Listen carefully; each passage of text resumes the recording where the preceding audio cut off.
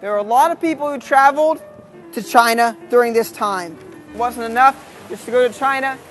He wrote it down. Marco Polo helped with the discovery of the United States because he writes the book that inspires the man who discovers America.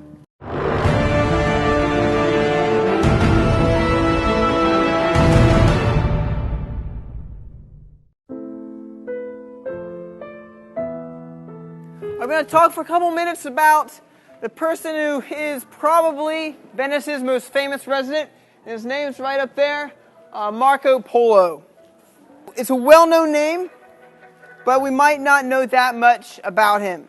He was born in 1254. We're not sure exactly where, probably here in Venice. This is where he grew up. We might know him as the first European who went to China.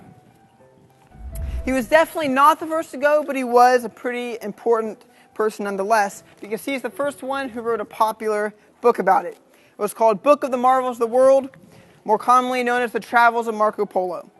So his father and uncle were traders in Constantinople, because Venice had this big, they had a lot of influence in the trading at Constantinople. So his father and uncle were traders there, Niccolo and Maffeo Polo. They were trading goods from the Far East from China. They foresaw the political change was coming in Constantinople, so they liquidate their assets and head east. Marco Polo was not even born at this point. They head out to what we know of as China. They traveled through Asia and met Kublai Khan. The Khan is the ruler of the Mongols. At this point, they control a pretty large area. So they actually found a lot of churches when they were in China. Nearly everywhere they went, at least in some of the major areas, there were Christians. They weren't Orthodox Christians. A lot of them were what's called Nestorian Christians. The Nestorian Christians were declared as heretics pretty early in church history because they believed that Christ's divine and human natures were separate. But Christianity did have a pretty big impact on China. Some of the Mongol tribes that conquered China were a majority Christian tribes.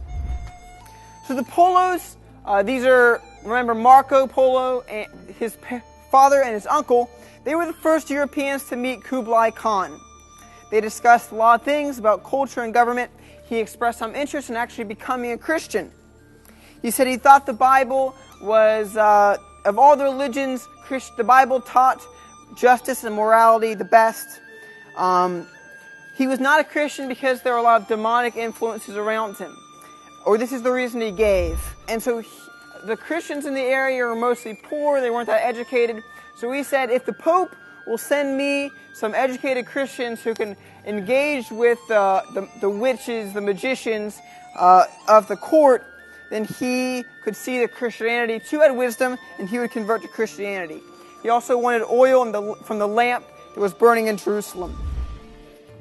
So Marco Polo's father and uncle returned to Venice to get these things from the Pope.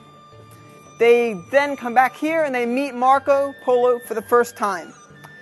He was 15 years of age, had not yet met his father because he was off traveling in the East. They left again 2 years later. Marco is 17. This is the beginning of Marco Polo's famous journey. It took them 3.5 years to reach Kublai Khan. They travel overland on the Silk Road, a trading route. A lot of adventures along the way, attacked by bandits. They end up in the Khan's court and they gain a lot of favor. Marco Polo, he is sent on some missions by the Khan. He said he's made governor of a city. Eventually, after being there for many years, for several decades, they're afraid that they are going to be killed when the Khan dies because they have obtained in such a position that people envy them. They're associated with a particular party in the court. So they want to get out of here, back to Europe before the Khan dies, because then they might never return home. So eventually they convince the Khan to let them leave. And so they go with a party that was taking a wife back for the Mongol king of Persia. It was a very perilous journey by sea. Mostly they come on a more southern route through the sea. And only 18 people survived from a party that started 600 strong. So they come back after 24 years with a lot of riches, treasures, and having traveled 15,000 miles. At this time, Venice is at war with Genoa, as it was many times. Marco Polo, he outfits a war galley for that war, and he is quickly captured. So he ends up in a Genoese prison. There he meets a writer named Rastello di Pisa. So Marco Polo dictates his stories to him, and he turns it into a coherent book. That is the travels of Marco Polo.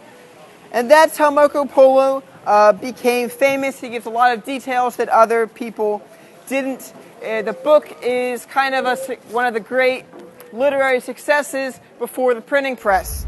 So a lot of people across Europe are reading it.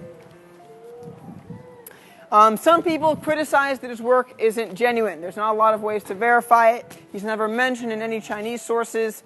But, it's most likely that it is true that it is an accurate account of China for the most part. And this book had a big impact in Europe.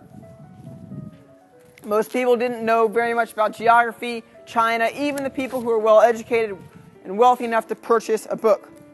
And so it kind of opened up a whole new part of the world for them. Christopher Columbus read it. It is part of what inspired him for his journey to open a new trading route. So in some ways we could say that Marco Polo helped with the discovery of the United States, because he writes the book that inspires the man who discovers America. So when Marco Polo comes home after he's released from prison, this is the house he comes to. His father and uncle had bought it using the money from this voyage.